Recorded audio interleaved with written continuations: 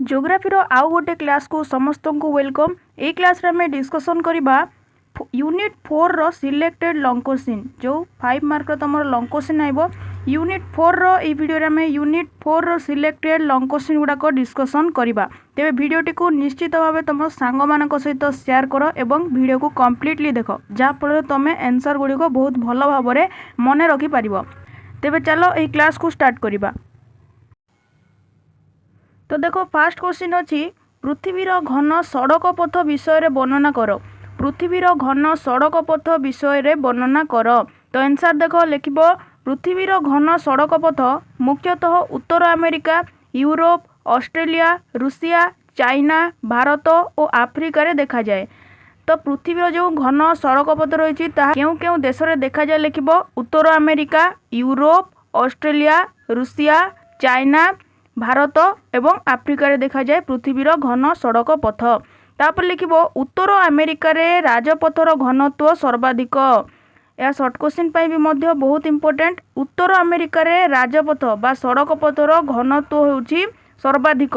प्रायतः प्रति वर्ग किलोमीटर रे 0.65 किलोमीटर सड़क पथ रही। तो उत्तर अमेरिका रे प्रति वर्ग किलोमीटर अंचल रे 0.65 किलोमीटर सड़क पथ रही। तापर देख लिख उत्तर अमेरिकार मुख्य राजपथ गुड़िक ट्रांस कानाडियन राजपथ, आलास्का राजपथ, एतिसह पान अमेरिका राजपथ और ब्राजिल, बोलिविया और पेरू रे अनेक राजपथर निर्माण चली। तो ये सब होउछि उत्तर अमेरिका रे देखा जाउतबा घन सड़क पथ जहाँ होउछि ट्रांस कानाडियन। मुख्य राजपथर नाम गुड़िक देइछि ट्रांस कानाडियन राजपथ, आलास्का राजपथ, ता सहित पान अमेरिका राजपथ और ब्राजिल, बोलिविया और पेरू रे अनेक राजपथर निर्माण कार्य चली। तापर देखो ऑस्ट्रेलिया ट्रांस स्टुआर्ट राजपथ होउछि एक गुरुत्वपूर्ण राजपथ।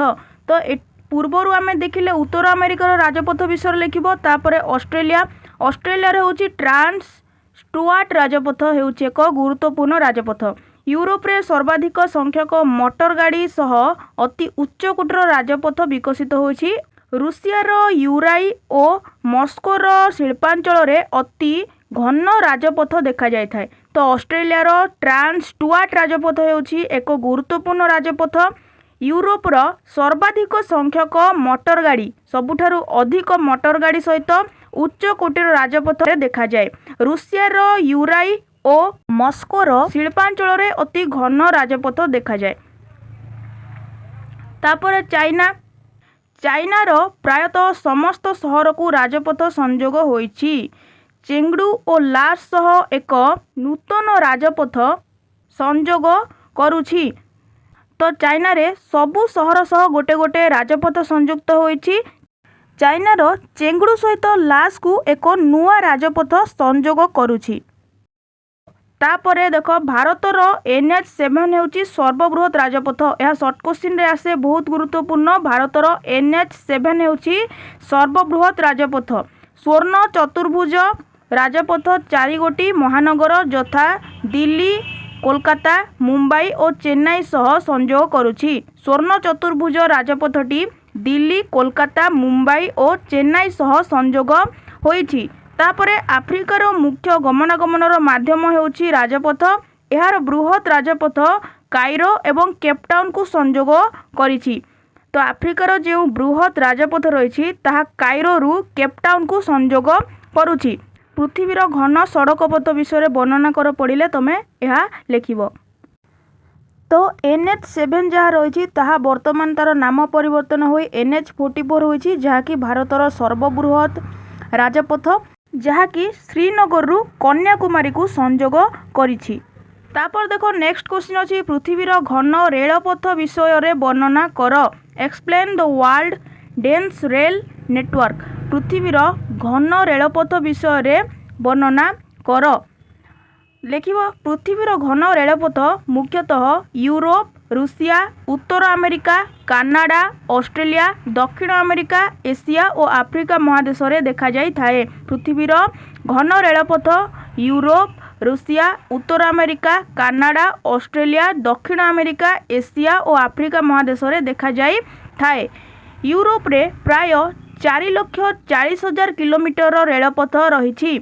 यूरोप रे रही केते 4,40,000 किलोमीटर रेलपथ। बेल्जियम रे सर्वाधिक घनत्व देखा जाए। तो पृथ्वी रे रेलपथर घनत्व बेल्जियम रे सर्वाधिक देखा जाय थाए। लंडन, प्यारिस, ब्रुसेल्स, बर्लिन आदि हेउची केतेक गुरुत्वपूर्ण रेलपथ नेटवर्क। यूरोप रो हेउची बेल्जियम ठारे सर्वाधिक घनत्व देखा जाए रेलपथर, ता सहित लंडन, प्यारिस, ब्रुसेल्स, बर्लिन ए सब हेउची केतेक गुरुत्वपूर्ण रेलपथ नेटवर्क यूरोप रो।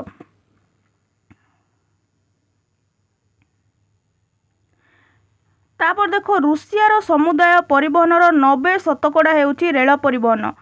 जेतिक सब परिवहन व्यवस्था रूसिया रे रही से केवल 90% हेउची रेल परिवहन।